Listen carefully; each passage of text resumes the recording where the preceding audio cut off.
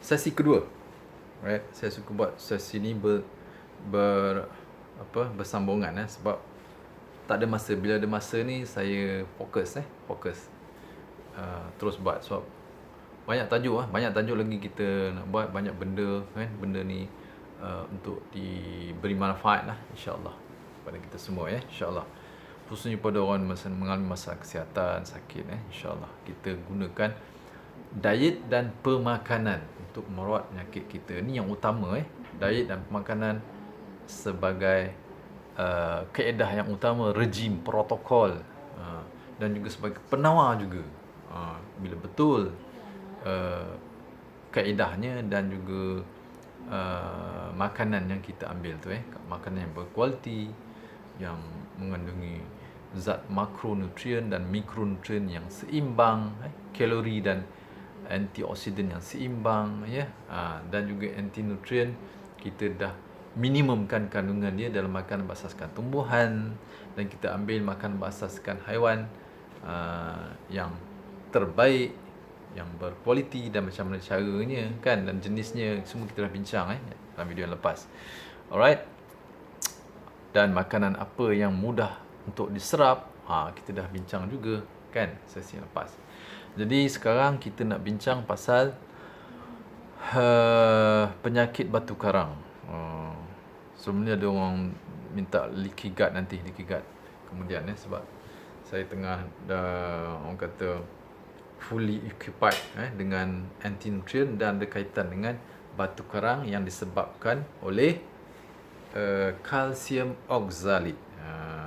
So kandungan batu karang ni ada macam-macam tapi mengikut kajian 75 ke 80% kandungan batu karang dalam orang yang sakit batu karang adalah terdiri daripada kristal ataupun hablo, yang batu karang tu, batu yang kecil-kecil tu adalah terdiri daripada kalsium oksalit.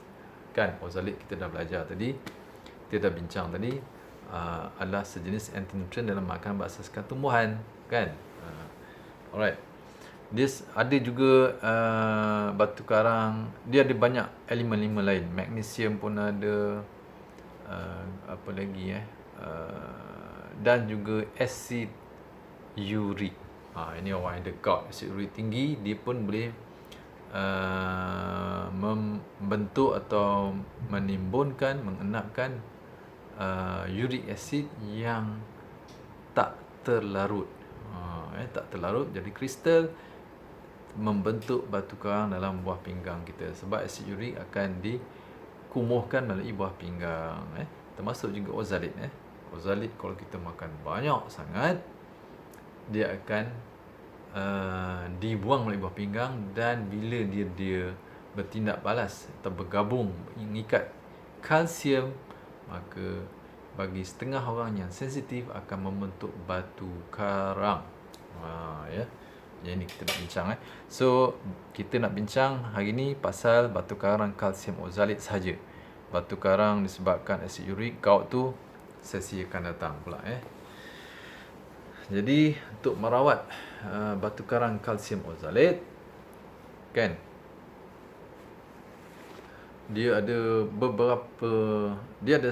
satu set rejim, protokol So ada beberapa perkara, ada beberapa isu bukan disebabkan oksalit sahaja dia mesti ada kalsium dan ada oksalit dalam darah So kalau kita makan satu makanan yang mengandungi kalsium oksalit yang tinggi, maksudnya insoluble oksalit, dia tak boleh diserap dalam darah kita. Dia akan masuk dalam saluran usus besar dan dibuang sebagai najis. Kalsium oksalit ke, magnesium oksalit ke, zinc oksalit ke, ini semua jenis oksalit yang tak terlarut, jadi tak boleh diserap dalam badan. Okey, kena faham tu, jelas Jadi banyak isu tentang perkara ni, kalsium oksalit ni, precipitasi bahasa Melayu kan, atau precipitation of calcium oxalate in our kidney yang membentuk batu karang pertama kita kena elakkan kalsium kita keluar daripada tulang, dipanggil saya pernah bincang dalam satu tajuk video saya lama, saya rasa tahun lepas ke 2 tahun lepas. Dia ada sangkut dengan vitamin K2 dan microbiome, fungsi microbiome dalam usus kita, vitamin K2. Alright. Jadi bila darah kita, pH darah kita akan menurun, turun daripada tahap normal. Tahap normal pH darah kita ialah 7.35 hingga 7.45, 7.40 begitu Bila pH mula menurun 7.3, 7.25, 7.26, 7.2, 7.1 kan. Ada orang sampai 6.9, 6.8. Acidic sikit kan. Itu akan menyebabkan tubuh kita bereaksi. Satu proses dipanggil mekanisme dipanggil homeostasis. Dia cuba nak naikkan balik pH tu, up regulation. Okey, up regulate balik pH yang dah turun, pH darah yang dah turun dia cuba naikkan kepada 7.35 dan 7.40. Inilah pH optimal untuk darah kita. Supaya enzim sel kita dapat berfungsi dengan baik. Sel-sel darah kita semua dapat diangkut, mengangkut oksigen, nutrien ke dalam sel-sel, isoelektrik yang paling optimum untuk cecair dalam darah kita pada pH 7.35, 7.40 So apakah mekanisme tubuh untuk cuba meningkatkan pH darah kita? Kita akan gunakan stok ataupun dipanggil buffer pH daripada bicarbonate, ion bicarbonate, ion negatif bicarbonate, itu HCO3 bicarbonate HCO3 -1 kan, -2 So bicarbonate ni kita boleh dapat daripada atau dihasilkan oleh buah pinggang. Buah pinggang kita menghasilkan ion bicarbonate dan tujuannya untuk menaikkan pH darah kita bila dia mula turun. Ini betapa cantik tubuh kita, Allah Taala cipta dia boleh kontrol. Bila dia turun, bicarbonate dihasilkan oleh buah pinggang akan dirembes dalam darah untuk cuba naikkan balik. Kalau dah turun 7.3 so bicarbonate boleh menormalkan balik pH darah kita kepada 7.35 kan. Bicarbonate juga dihasilkan oleh, saya tak ingat dah, sistem penghadaman ada ke, usus kecil ke usus besar ataupun hati. Tapi buffering ion ni, bicarbonate dalam badan kita hanya dapat menguruskan ataupun menyeimbangkan pH badan kita, darah kita, cecair badan kita bila pH tu tidak lebih daripada limit. Dia turun sedikit saja. Lebih limit kalau terlalu turun banyak sangat sampai 7.2, 7.1, 7.0, 6.9, so bicarbonate tak mampu untuk menaikkan pH pada 7.35. Sedikit saja, buffering tu sedikit saja.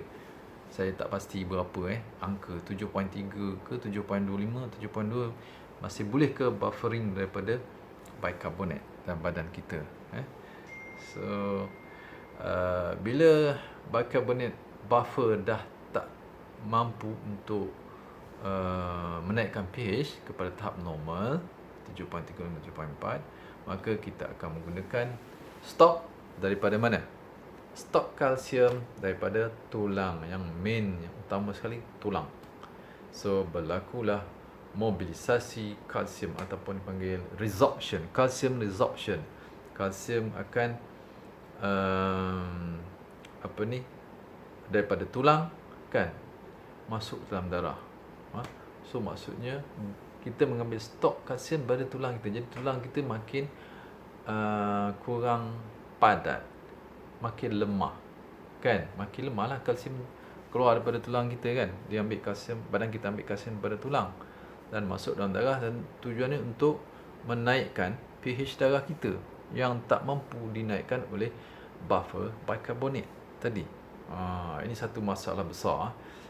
Kenapa jadi sedemikian? Sebab kita amal makanan yang salah, diet yang salah, makanan yang tak berkualiti, kurang kualiti rendah, makanan terproses, makanan yang tidak ada micronutrients, vitamins dan juga electrolytes, microelements, yang boleh hidratkan sel kita, yang boleh maintain pH darah kita pada tahap yang optimum 7.35 7.40. So kita perlukan sodium, potasium dan juga magnesium kan. Kalsium dan darah kita pun memang ada kalsium sikit kan.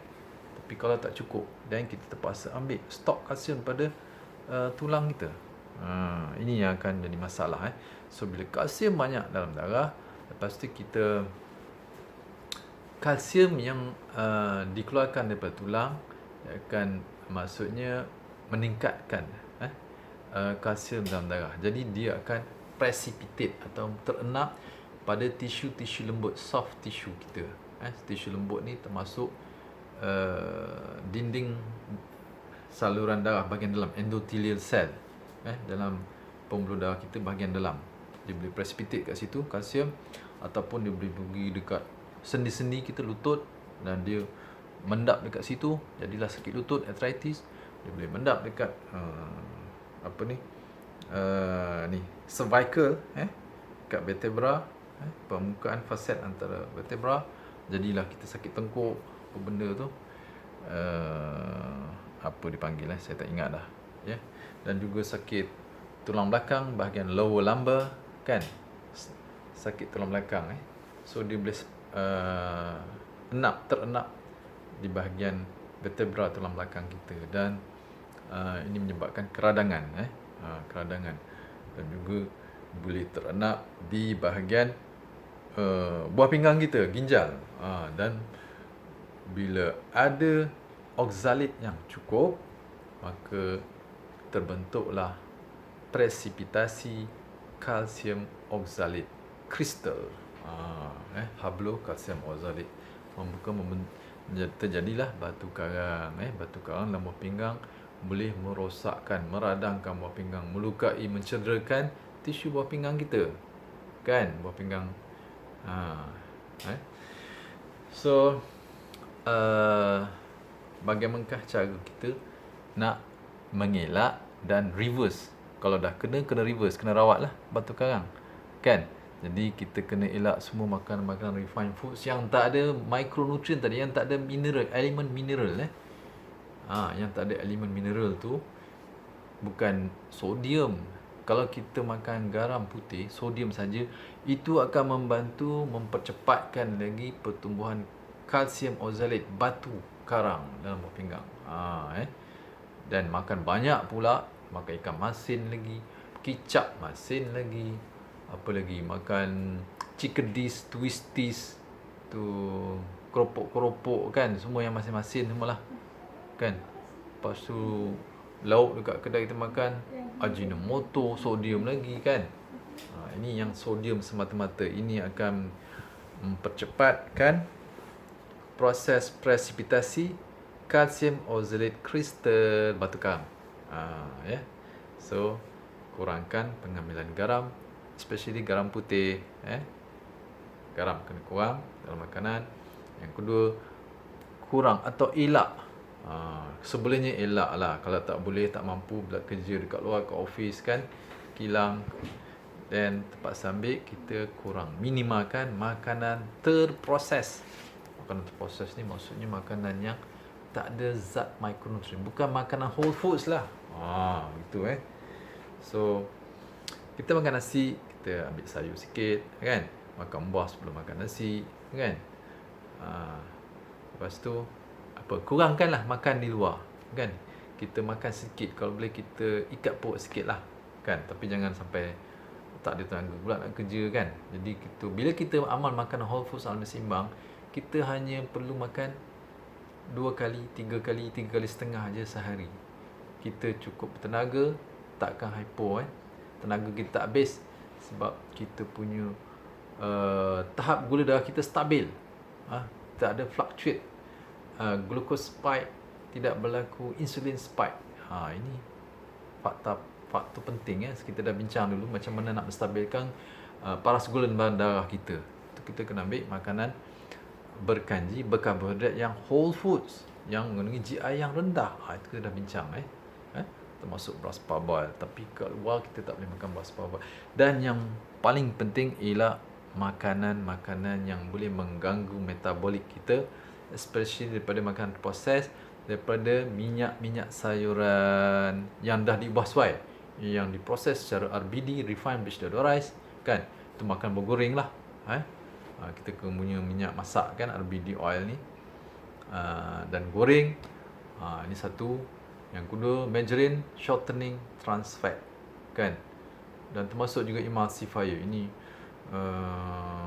roti, bakery, biskut, pizza, apa benda ni, confectionaries, bakeries punya produk, itu canai, kek, banyak nak sebut kan, apa nak makan. That's why bila kita sebelum ni kita dah bincang dalam banyak video macam mana kita nak ada satu protokol 5 cara ke, 5 jenis makanan ke, kan? Protokol tu untuk mengurangkan makanan kepada 1 kali ke 2 kali, 3 kali sehari, ikut kemampuan tubuh kita lah, kan? Jadi kita tak perlu makan banyak, dan kita makan, kita kontrol di luar.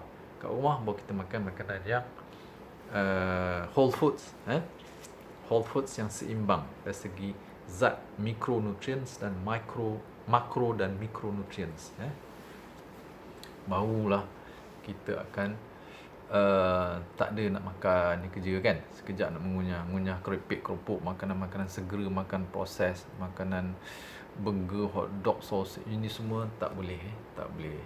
Alright.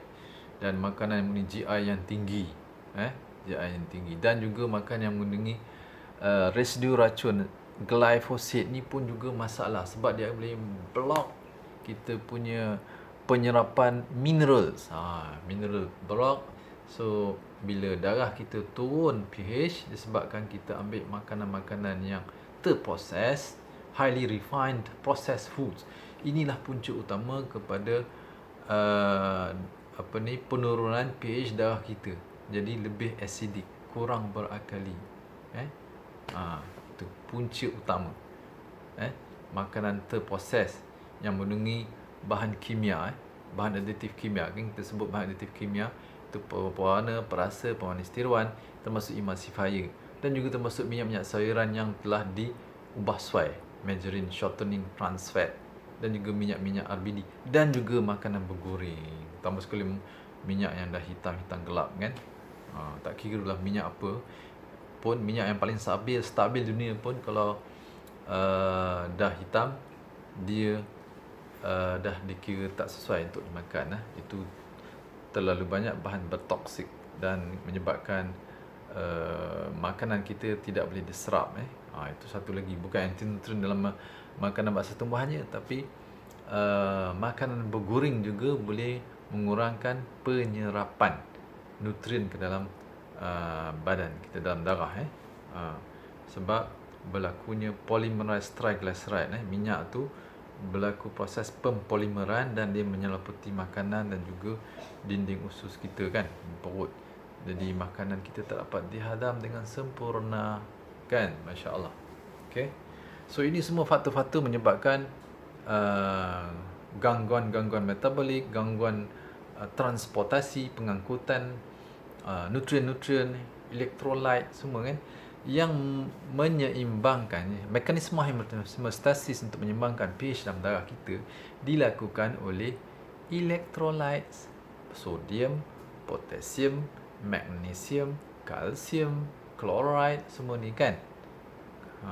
Kalau kita makan makanan terproses, memang tak ada potasium, memang tak ada magnesium kan, tak ada kalsium kan, hanya semata sodium, kita tak akan dapat seimbangkan pH dalam darah. Dan juga pH dalam sel tu pun penting. pH dalam sel, pH di luar sel, pH dalam cecair darah, plasma darah kita, semuanya kena optimal pH-nya, baru proses biokimia, proses metabolik berlaku dengan optimal. Right? Itu kita kena maintain.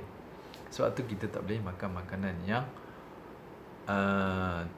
yang terproses, yang tak ada micronutrients tadi, tak ada vitamin dan juga electrolytes dan juga minerals, makanan yang boleh block metabolik kita juga, yang tadi minyak trans fat juga menyebabkan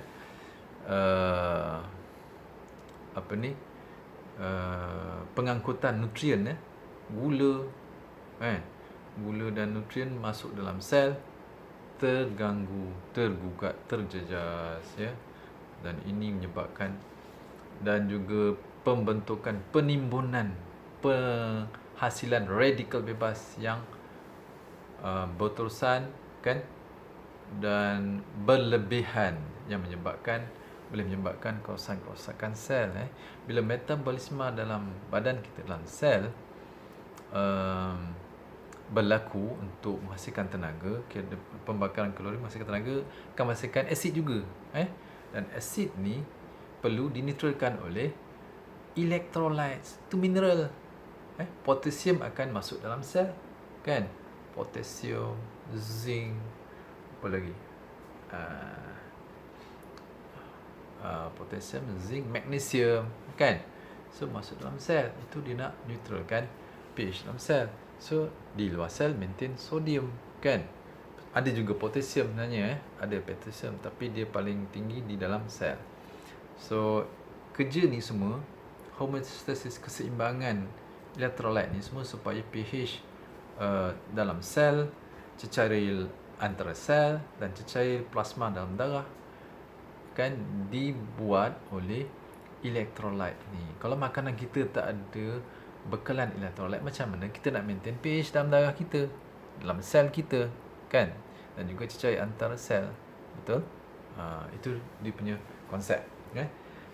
Sebab tu kita tak boleh makan makanan highly refined processed food yang tak ada mineral. Dan kita makan garam pun garam yang ada kandungan mineral yang pelbagai tadi. Ada magnesium, ada potasium, ada 84 lah, macam-macam mineral, kan. Baru beri manfaat dan hidratkan sel kita. Dia akan menyebabkan pengangkutan, penyerapan nutrien ke dalam sel, keluar sel berlaku dengan efisien, optimal. So begitu. Jadi maknanya pertama kita kena amal makanan whole foods, kan, alami yang seimbang, dan bebas kimia, tadi kita dah sebut, dan bebas racun, residu racun pertanian. Ini pun blok. Kita dah makan whole foods tapi di blok, diganggu gugat oleh glyphosate pula, dan satu lagi kerja, kan, kita nak buat. Jadi pH dalam badan kita still tak balance, begitu. So sangat penting, kita dah ada bekalan nutrien yang cukup, electrolyte, mineral yang cukup, vitamin cukup, kalori yang cukup. Lepas tu kita perlukan makanan yang bebas daripada bahan kimia, aditif, dan juga bahan racun, residu racun pertanian, pesticide, glyphosate, semua ni. Yang ni boleh mengganggu gugat metabolik sel kita. Dia boleh merosakkan mitokondria, kan, gene expression, DNA, kan. Jadi menambahkan lagi radikal bebas, merosakkan sel-sel, membrane sel, protein, kan, macam-macam. Jadi benda ni semua yang menjadi masalah. Ini benda basic, benda basic saja. So kita kena kembali kepada amal makanan whole foods alami, yang kaya serat insoluble dan serat soluble, prebiotics, dan juga jangan kita fikir pasal anti nutrients tadi, kita kena ambil juga sayuran, buah-buahan, sebab dia ada serat, dia ada prebiotics, dia ada minerals tadi. Kita makan daging je, ikan saja, sumber-sumber haiwan je, tak cukup electrolyte. Kita perlukan potasium yang tinggi dalam pisang, dalam sayuran berwarna hijau, potasium dan magnesium kita perlu tu. Itu untuk maintain pH dalam darah kita. Jangan kita ambil stok kalsium pula untuk maintain pH dalam darah. Itu yang masalah kepada pembentukan hablum kalsium oksalit. Bila kalsium banyak dan kita pula makan kaubis banyak, kaubis yang raw pula tu sedap khasiat banyak. Lepas tu makan lagi kekacang lagi kan, soya bean pun oksalit banyak kan, kekacang nuts ke, beans ke ataupun legumes kan. Kan kita tak rendam pula kan, makan je. So peningkatan kandungan oksalit dalam darah dia menyebabkan oksalit ni akan disingkirkan melalui buah pinggang, bukan melalui najis. Yang najis tu kalau insoluble oksalit. Oksalit dalam makanan persembahan dia ada dua, dia ada insoluble dan soluble. Dan soluble ni bila banyak kita makan, dia boleh mengikat kalsium dalam darah kita dan juga kalsium dalam buah pinggang. Itu yang bentuk batu karang kan. Itu So saya bagi satu gambaran yang menyeluruh dulu kan. So cara nak rawat atau mengelak amal makanan whole foods, alami, seimbang, bebas bahan kimia aditif dan bebas residu racun pertanian. Itu pertama. Yang kedua, kita menyediakan makanan berasaskan tumbuhan mengikut pada protokol prosedur untuk meminimalkan, mengurangkan kandungan anti-nutrien oksalit, khusus oksalit untuk kalsium ni, untuk kalsium batu ginjal, kalsium oksalit kan. Kita kena kurangkan seberapa banyak yang boleh oksalit dalam makanan berasaskan tumbuhan, kekacang, bijirin dan juga sayur-sayuran, sayuran hijau dan kobis semua ni. Alright. Tomato kan, begitu. Okey, yang kedua lah, kurangkan kandungan oksalit. So nak makan ulam-ulaman boleh, jangan terlampau banyak sangat. Gitulah kan. Tapi kalau kita dah amal makan whole food, kita tak makan refined food, kita tidak akan menggunakan kalsium. So dalam darah kita maintain kalsium yang optimal. Kita tak resort, tak ambil kalsium daripada stok tulang masuk dalam darah. Jadi tak ada masalah. So oksalit akan dilepaskan ke buah pinggang dan masuk dalam urin. Tak ada masalah. Kalau kita makan, that's why setengah orang makan ulam-ulam parsley ke, ulam raja, semua tinggi oksalit ni. Apa lagi? Daun-daun hijau lah. Daun ketumbar, daun selom kan, daun pegaga, macam-macam lah kan. Even herba pun ada juga oksalit. So dia tidak punya masalah sebab kalsium dalam darah dia maintain pada tahap yang optimal, tidak berlebihan. Begitu kan. Sebab tu dia tidak membentuk batu karang kalsium oksalit dalam buah pinggang dia. Masya-Allah. So dia kena ada dua, kalsium berlebihan dan oksalit yang berlebihan dalam darah kita, baru dia membentuk kristal batu kalsium oksalit. Batu ni boleh pergi kat tisu mana-mana. Even ada yang mengatakan tisu dalam otak pun boleh jadi penyakit-penyakit autism lah, keradangan otak kan. Pergi ke otot, sakit-sakit sendi, arthritis, sakit tulang belakang, sakit tengkuk ni semualah kan. Dan juga buah pinggang tadilah. Begitu. Alright. So kita kena jaga dua perkara ni lah. Dua perkara. Dia yang paling penting sebenarnya makan whole food alami seimbang. Itu paling penting. Saya dari segi genetik ke sensitif seorang kira macam tak berapa penting. Bukan tak memberi efek langsung, tapi kurang penting. Bila kita amal makan whole food seimbang, bebas bahan kimia aditif, sintetik dan bahan residu racun pertanian. Itu yang paling penting. Kan? Dari segi oksalit dalam makanan yang tinggi, oksalit dalam makan sayuran buah-buahan pun tak berapa penting. Sebab kita maintain level kalsium kita. Kita tak keluarkan kalsium dari tulang. Kan? So kalsium kita, tulang kita kuat, maintain kuat, padat. Begitu. Dan yang ketiga, itu prinsip asas kan. Lepas tu yang kedua, kalau dah kena kurangkanlah makanan yang tinggi oksalit tadi kan. Itu step yang kedua. Step yang ketiga, kita kena ambil makanan ini untuk merawat. Tadi untuk mencegah dan juga merawat, yang mengambil makanan whole foods alami seimbang tadi. Yang kedua tadi, kurangkan makanan yang tinggi makan dengan oxalate, makan sayur-sayur buah yang mentah yang tinggi oxalate, itu nombor satu lah, kena kurang dan kena elakkan.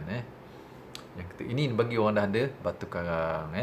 Dan yang ketiga, ambil makanan yang tinggi vitamin K2. Sebab vitamin K2 ni dia macam dia boleh bawa balik kalsium yang terhimpun ataupun terenak dekat tisu-tisu lembut, dekat sendi ke, lutut ke, tulang belakang itu ke, even dalam saluran darah, dinding saluran darah, ataupun dekat bawah pinggang. Yang tu saya tak, dekat bawah pinggang vitamin K2 boleh ambil juga ke jauh kan. Wallahualam macam mana dia punya proses kan. Masya Allah kalau berlaku, subhanallah, masya Allah. Dia boleh tarik vitamin K2 ni, boleh tarik kalsium yang deposit. Kalsium deposit pada tisu lembut yang tak sepatutnya berada di situ, sepatutnya berada di dalam tulang. Kita hanya maintain kalsium dalam darah kita, plasma darah pada tahap yang optimal. Dia ada optimal, begitu.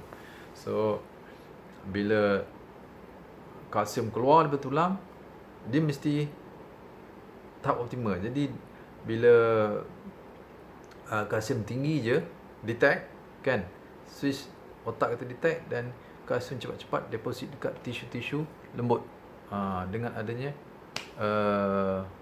oxalate tadi kan, ataupun yang tak ada oxalate ke. Yang sebelum ni kita bincang kalsium deposit. Alright, mungkin juga dengan kalsium saja ke, wallahualam ada lagi molekul-molekul lain yang terlibat dalam pembentukan kalsium deposit pada tisu-tisu lembut dalam tubuh kita. Seluruh tubuh kita boleh berlaku himpunan ataupun deposit kalsium. Alright, so yang ketiga, kurangkan makanan tinggi oxalate. Bagi orang yang dah ada batu karang, kalsium oxalate, ini kita nak merawat kita ni. Kemudian yang ketiga, yang keempat lah, vitamin K2. Makanan tinggi vitamin K2 adalah makanan yang berasaskan haiwan. Makanan berasaskan haiwan saja yang ada tinggi kandungan vitamin K2. Dia tak sama K1. K1 tujuannya untuk membekukan darah.